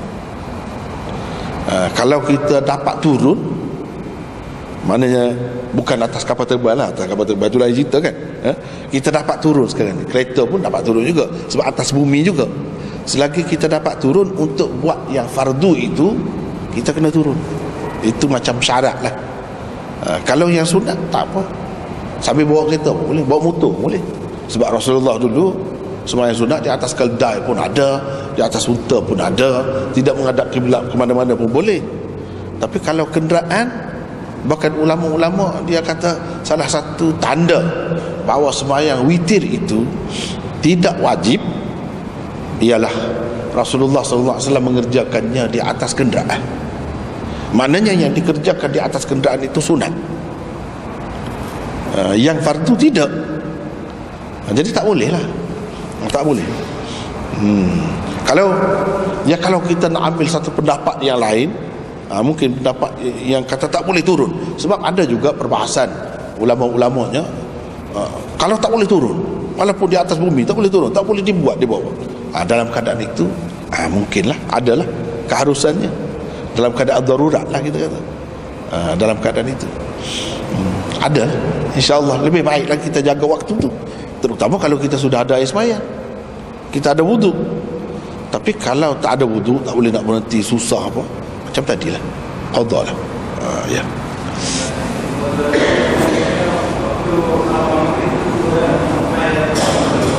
Begitulah, begitulah. Begitulah.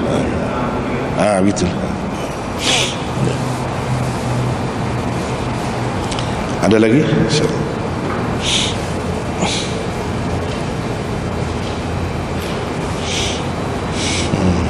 Kalau tak ada, kita setakat itulah untuk malam ini. Wallahu a'lam.